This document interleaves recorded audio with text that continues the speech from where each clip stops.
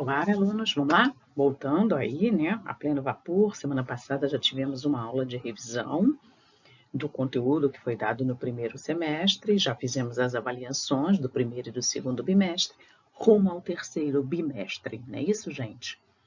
Então, não podemos perder o foco e vamos continuar estudando. Hoje, vocês vão abrir o livro lá na página 146, no percurso 16, onde vai estar falando sobre Canadá, economia integrada ao NAFTA, né? Que não é nenhuma novidade para vocês. Então, vamos lá, beleza? Então, abriram aí o livro na página, ok? Feito isso, vamos lá.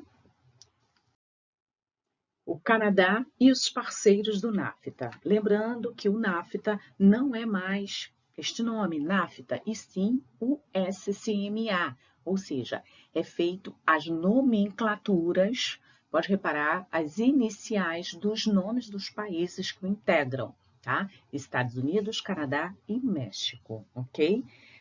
Bem, essa sigla em inglês, ela surgiu no final de 2018, tá, gente? Mudando, então, deixando de ser chamado de NAFTA e sendo chamado de USCMA, ok, gente? Então, é a nova sigla agora, tá ok? É um acordo de livre comércio da América do Norte, né? E que ainda continua com as mesmas barreiras comerciais, que o principal objetivo seria o quê? Né? Eliminar as barreiras comerciais entre os países membros, onde vai favorecer, né, vem a favorecer os investimentos e promove aí o respeito à propriedade intelectual, tá? Bem, como eu falei para vocês, eliminar as barreiras comerciais entre os países membros, está aqui que eu falei para vocês, os países membros e participação do produto interno bruto, nós temos aí a questão, os indicadores sociais, né, desses países, são extremamente discrepantes, ou seja, você vê uma diferença entre esses três países na questão do produto interno bruto deles, tá? A desigualdade de renda e as menores oportunidades de emprego no país, né? No caso, no México, ele ainda impulsiona a migração de mexicanos para os Estados Unidos, nós já vimos, falamos sobre isso, tá? O México, quando ele passou a integrar o NAFTA, ainda quando era NAFTA, surgiu uma esperança aí para ele, né?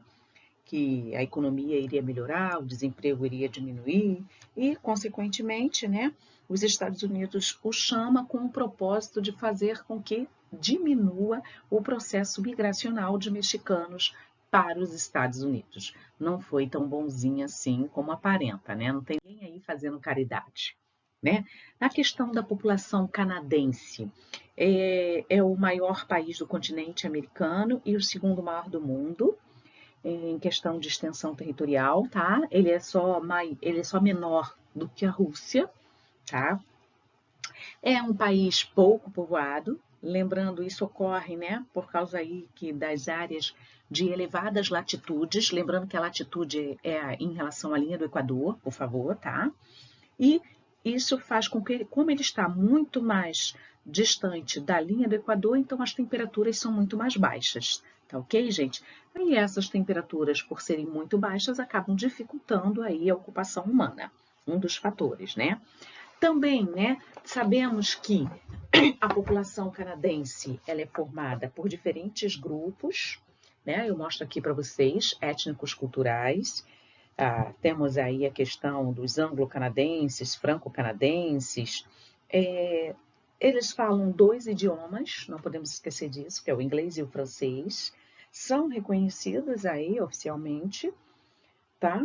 Em 1969, uma parte do Canadá, ela reivindicou aí a questão da autonomia, da emancipação, que é a região de Quebec. Só que esse plebiscito não prosperou, tá aqui para vocês a região aí, né, onde ele não prosperou, fazendo com que, né, essa província de origem francesa passou, então, continua pertencendo ao estado do Canadá. Esse estado com E maiúsculo, tá, gente? A gente não pode esquecer deste detalhe, por favor, tá? Tanto o inglês quanto os franceses, né? Eles colonizaram o território canadense, não podemos esquecer disso, tá? e que fundaram cidades como Quebec e Montreal, tá? Eles, em função dessa grande rivalidade histórica que possui entre franceses e ingleses, né? E as diferenças culturais, além das econômicas, a população da província de Quebec, né, por isso que ela almeja uma questão aí separatista, um movimento separatista em ter a independência do Canadá, tá? E em 95 ocorreu, sim, um plebiscito, como eu já tinha dito a vocês, mas não, a questão aí não venceu nada, continua ainda a mesma coisa, ok?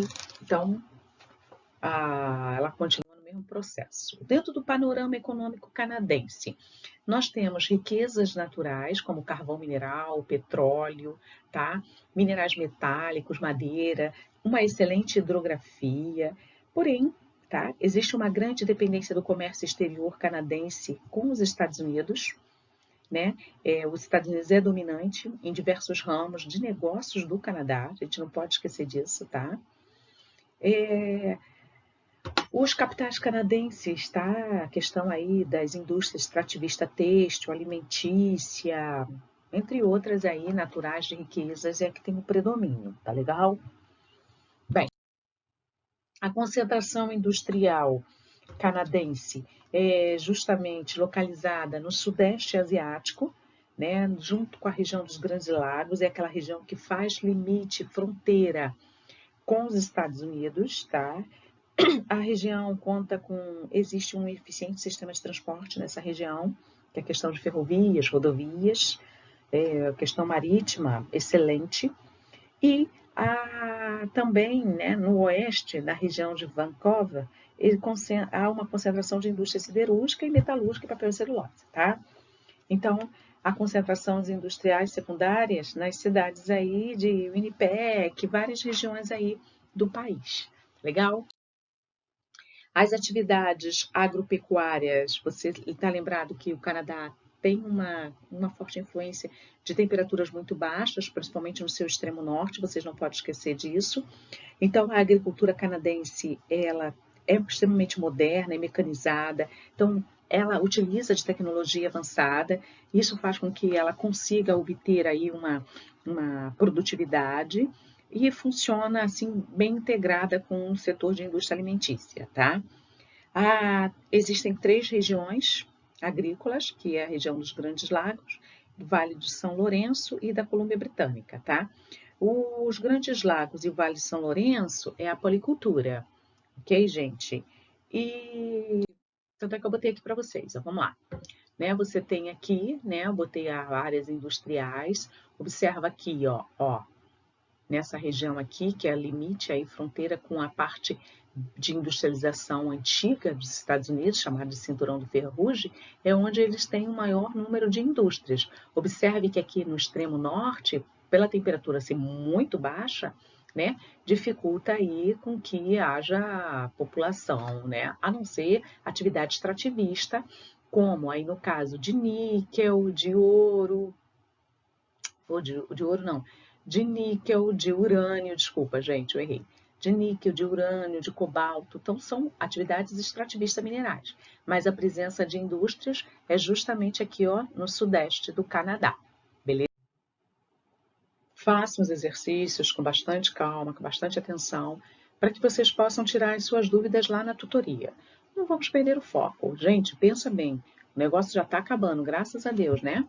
Aí está a mídia nos mostrando que a cidade do Rio de Janeiro está diminuindo tanto a quantidade de contaminados quanto de mortos. Então, esperança e fé é o que nos importa, tá? É o que vai e que está movendo a gente aí e não permitindo que a gente perca o foco nos estudos, tá bom?